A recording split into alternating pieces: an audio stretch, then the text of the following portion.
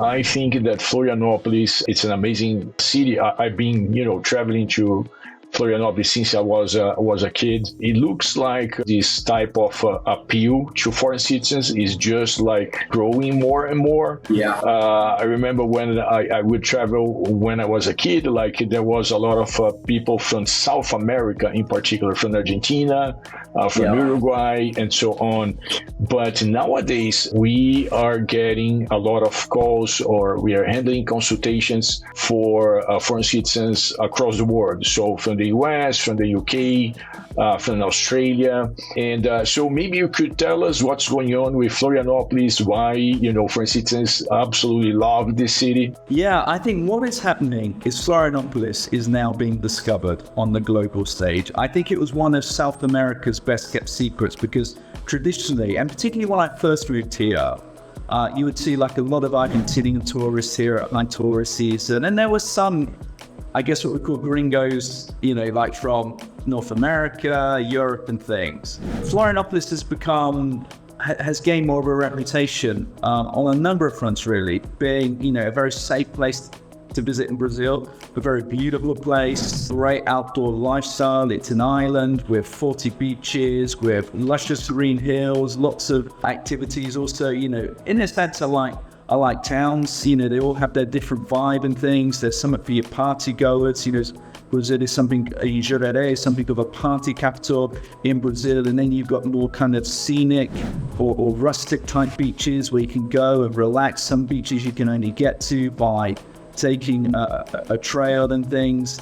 And also Florianopolis, particularly post-pandemic, it's becoming a very popular place to either spend a great deal of time or even relocate permanently to Florianopolis. So the digital nomad community, for example, is now here en masse in Florianopolis. It's gained a good reputation as travelers who can go and work everywhere and spend a few months in a place, but also people looking for quality of life as well, compared to North America or the United Kingdom and Europe. The cost of living is good here and you can have a really good quality of life in Brazil. One of the reasons I'm so passionate about Florianopolis and Santa Catarina is I genuinely believe, I might be biased, but I genuinely believe this is the best region in Brazil to live in for a number of reasons.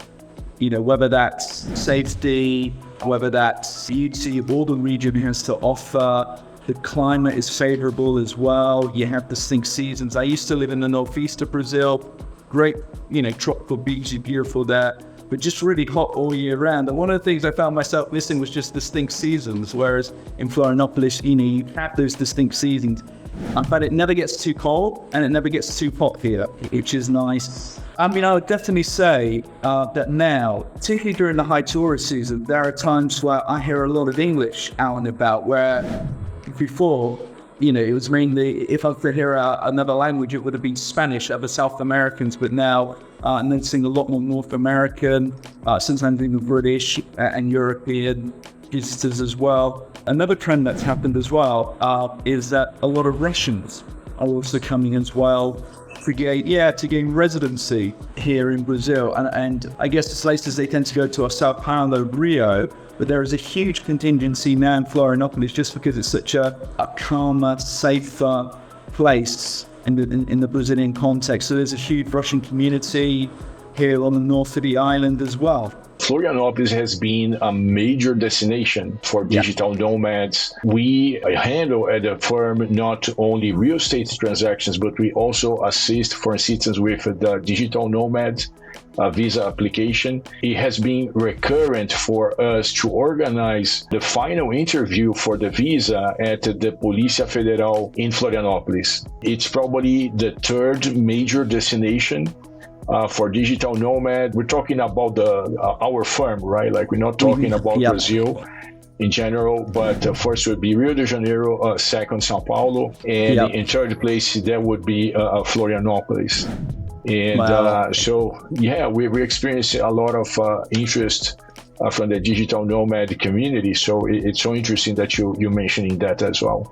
Yeah, it's also worth noting as well, Florianopolis scored very high with Airbnb early on this year during the high tourist season. It became the most sought after place for an Airbnb in Brazil. and the 7th most sought after place in the world on Airbnb. So, which is, I think, it's quite an achievement. So it shows that there's a lot of people coming this way. So in terms of real estate transactions, like, are you handling mostly purchases or rentals or both? How is your distribution of, those activities? Both, really. In one sense, I think it's easier for me to do purchases over the area covered because my model is I'm able to capture stuff to sell directly with developers, and I form partnerships with real estate agencies all over the island and along the coast as well, or with properties. But rental, that can be a bit more tricky because it's such a fast-moving market as well. When something comes up and trying to match someone to a particular place, particularly if it's far from where I'm based as well. We do the best we can with rentals, but I think it's harder for us to meet all the needs of those looking for rentals than it is helping buyers. And in terms of acquisition, right? Like you just mentioned, new developments, and of course there are like existing properties. So are you focusing on new developments or also like existing properties? What about that specific distribution? That's a good question. It's both ends, really. In one sense, it's very easy as a real estate agent to capture new developments. There's lots of apps, for example, available to real estate agencies where the developer lists their products and what they've got. So it makes sense to work with that. Also, I work with some developers as well. So I've been helping some developers translating their material into English. We'll be doing some video content with a developer as well, and also with a large developer in Balneário Camboriú. I'm going to start acting as an in-house agent there, and they're quite keen to internationalize. They have some great products, so they're keen to internationalize, and we'll be participating in property exhibitions overseas, that kind of thing, to attract more international buyers as well. So for me personally, there's a lot of advantages. Already have a lot of contact with developers, with existing properties. I make sure we have partnerships in strategic places. So, we have partner, just to give an idea about Florianopolis, it's a big island. So there's a lot of area to cover. And internationals, their tastes vary and their budgets vary as well. And as my focus really is internationals, I need to make sure I have a good stock. So, for example, in Florianopolis, we have several partnerships with real estate agencies in the north of the island. We have a strategic partnership with a real estate agency in the south of the island that cover a large area. So we make sure the main focal areas for expats or people wanting to live and invest here, we make sure we cover those areas with partner agencies. So in one sense, we're bringing international clients to them, representing the client in that transaction. And in terms of these developers that you are assisting, do you think they are prepared to assist like foreign buyers in a sense that they're going to need to, send a payment from abroad? They're going to need to prepare a paperwork. So how well prepared are they? The honest answer is, and this is not to discredit the developers, they're not prepared. That's the honest answer, because what you have to remember about this region in Brazil is there is a very strong internal economy. So the state is very developed. There's a lot of industry in Santa Catarina, agriculture, and also a lot of money from other areas in Brazil is funneled into the coast of Santa Catarina. It's always been seen as a very good place to invest in property. There's a very healthy high-end market here in Brazil for people who want that kind of exclusive lifestyle. So that means that the developers have never needed to look outside Brazil for customers. And even speaking to the biggest developers, the internationals who have brought apartments with them usually have a connection to Brazil. They have a Brazilian spouse. They've worked in Brazil for a while. But I would say even some of the largest developers in Brazil, in the south of Brazil, don't have accounts outside Brazil. Don't know a great deal about getting money from outside of Brazil into Brazil because they only accept payment in real. So there are processes which a foreigner, if he's coming to Brazil, let's say raw, never had experience with Brazil, doesn't have a CPF, Brazilian tax number, doesn't really know about getting large amounts of money into Brazil. The developers aren't always that equipped to help them, but also there's the linguistic challenge as well. Often, there are not many real estate agents that speak English to a high level, to a technical level, to explain the product in detail to the client. And this is often the case actually with a lot of developers' internal teams as well.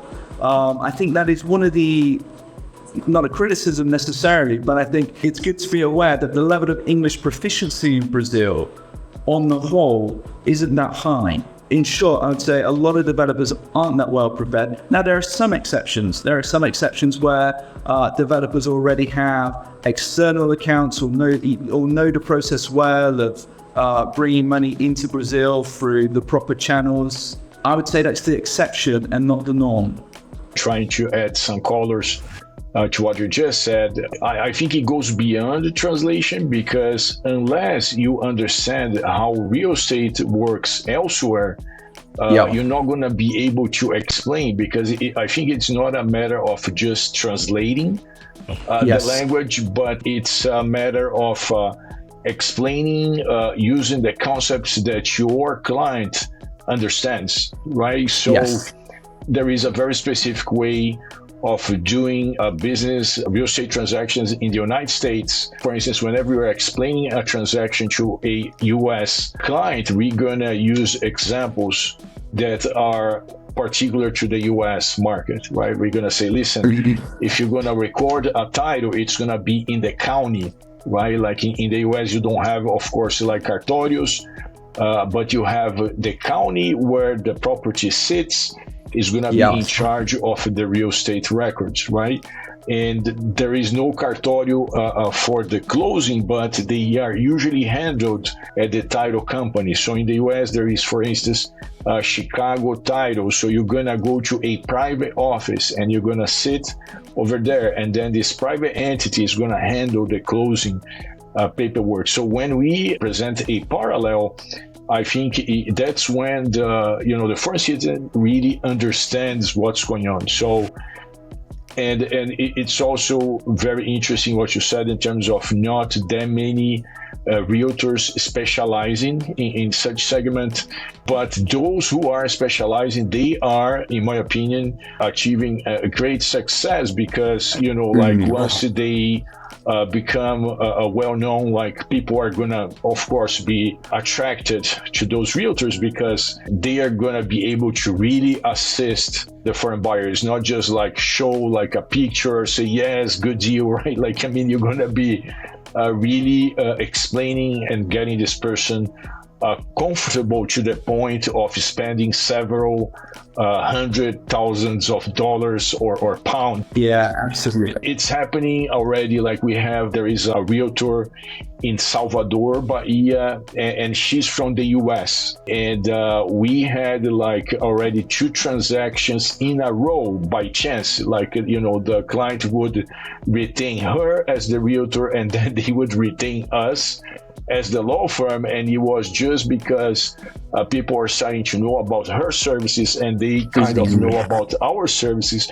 So we are seeing that repeating, and hopefully it's going to be the same thing with you, James. Yeah, no, definitely hope so. You've touched on that as well. There's also cultural differences when it comes to sales as well, which I think is crucial in a successful sale, let's say for an agent to a foreigner as well. I think Brazilian sales can be very emotional in the way they're conducted, appealing to that. Whereas I think often, let's take a North American, let's take a European, people really want to see the numbers, that they want to see the benefits of it. They want the detail explained. It's not just enough to sell the dream. I think you have to pass on that detail as well. I think the other thing is not to be pushy as well. And I think it requires patience also with foreign investors, because you have to recognize, one, it's a huge life decision. If you're going to move abroad, if you're going to invest in a property, it's a market where the buyer feels somewhat insecure, wants to tread carefully. So I think it's being able to guide people in a non-pushy,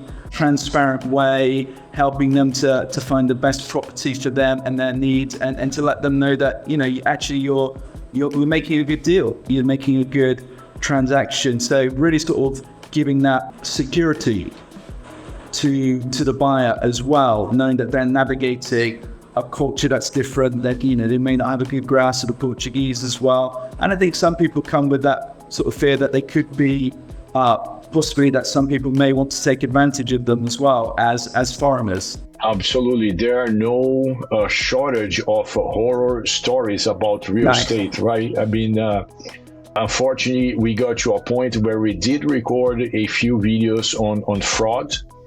And there was such a terrible coincidence, because we were recording in July of this year, July of 2023. And in June of 2023, they were able to uncover some scammers. It was like a scamming ring with a bunch of people in Rio de Janeiro. And they deceived, like just this ring alone, they deceived 300 buyers. Wow. It's massive. And just in Rio de Janeiro, we're not talking across Brazil, right? Right. You know, if a single ring was able to deceive 300 buyers in Rio de Janeiro in a matter of a few months, right? Like, what you say about Brazil as a whole. Most of the buyers, they were Brazilians, right? So, I mean, they speak the language, they know their customers, like they could, you know, have done checks, and they did some checks actually, but these scammers, they were really, you know, good at deceiving people. But the point is, unfortunately, there is a lot of fraud in Brazil real estate. You know, to find someone like you who speaks the language, who's licensed as a realtor, who has a fiduciary duty to your clients, it does help a lot. And based on our experience, I'm sure more and more people are going to be in need of your services.